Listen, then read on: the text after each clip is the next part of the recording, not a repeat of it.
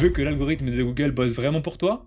Tout commence par une bonne stratégie d'enchère. Et ça tombe bien, je te les explique toutes dans cette vidéo. Ok, avant d'aborder les stratégies d'enchères, je suis obligé de te faire un petit rappel sur le fonctionnement des enchères sur Google Ads. Bon, déjà, Google Ads, comment est-ce que ça marche? Eh bien, ça marche sur un système d'enchères, du coup, en temps réel, d'accord? Google Ads, quand il y a une personne qui fait une recherche sur Google, eh bien, à la microseconde, va décider de l'annonceur qui est d'une part le plus pertinent, mais surtout aussi celui qui a le plus d'enchères, celui qui est prêt à payer le plus pour être visible sur cette recherche. Donc ça, c'est le premier point. Deuxième point qui est à prendre en compte, comme je t'ai expliqué, c'est aussi l'adrank. Donc ce qu'on appelle le classement finalement de l'annonceur ou de l'annonce, ça opère du coup sur trois grandes variables. En un, l'enchère forcément qu'on est prêt à payer, et à vrai dire, c'est un des facteurs déterminants.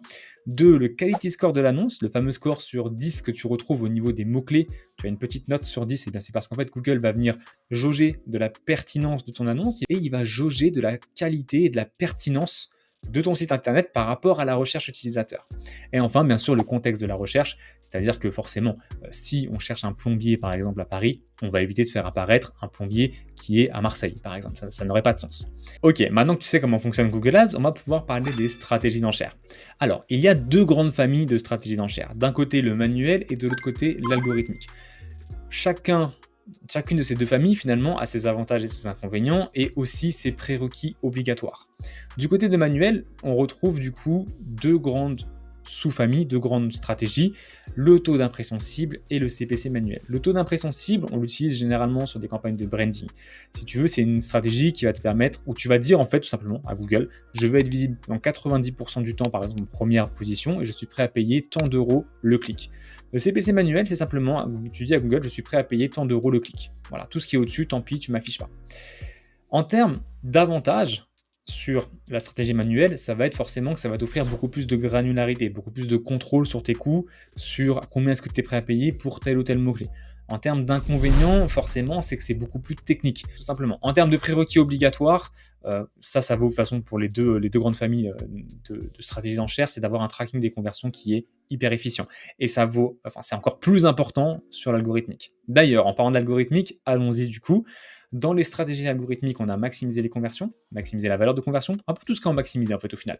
Maximiser les clics et tout ce qui est CPA cible et ROAS cible, aussi appelé TCPA et TROAS. L'algorithmique, vraiment le prérequis, et là il est encore plus important, c'est vraiment d'avoir un tracking des conversions qui est millimétré.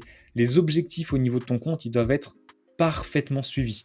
Parce que là vraiment, l'algo va se servir finalement de ces conversions pour pouvoir ajuster tes enchères en temps réel et te diffuser ou non. Donc vraiment, j'insiste, algorithmique égale tracking des conversions, super fiable.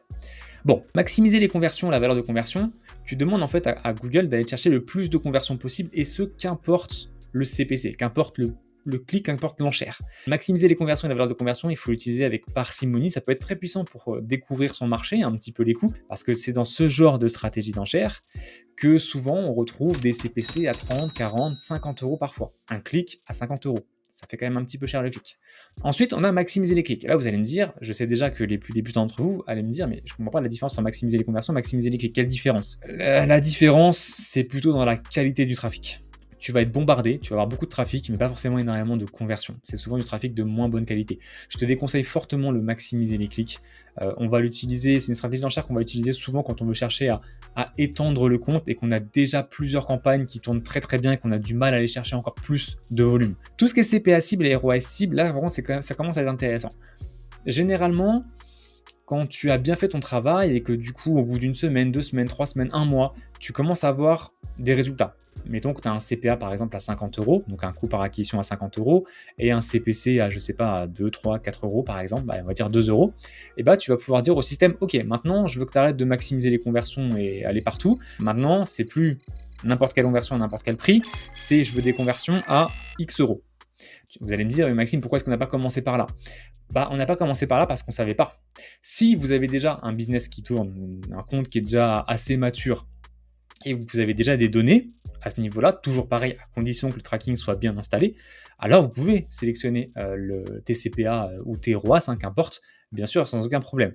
À la seule condition, encore une fois, de ne pas mettre des objectifs qui sont inatteignables pour l'algo. Je m'explique. Si vous avez un CPA moyen sur les 30 derniers jours, par exemple, à 50 euros, n'allez pas mettre un CPA à 10 euros. Vous allez juste tuer l'algo. On va juste pas avoir de conversion et pas de dépenses. Même chose pour les ROAS cible. Si vous avez un ROAS cible de 300% sur les 3 derniers mois, allez pas mettre un ROAS cible à 1000%. C'est pas la peine, ça ne marchera pas. D'accord ? Soyez quand même un peu fair play avec Google. Donc, exemple, si j'ai un CPA à 50 euros sur les 30 derniers jours, je vais peut-être mettre un CPA à 55 euros. Un TCPA à 55 euros, histoire de laisser un tout petit peu de place à Google. Et puis, petit à petit, tous les 30 jours, je vais venir tranquillement diminuer ce CPA et diminuer ce CPC gentiment et voir comment se comporte l'algo. L'idée, ça va être de, à force, tranquillement, trouver en fait ce qu'on appelle le sweet spot, tout simplement. Et après, de ne plus bouger. Et juste d'amplifier le budget pour aller chercher de plus en plus de conversions à un coût intéressant. Voilà, c'est tout pour moi. Je vous souhaite une belle journée et je vous dis à bientôt dans notre vidéo. À plus!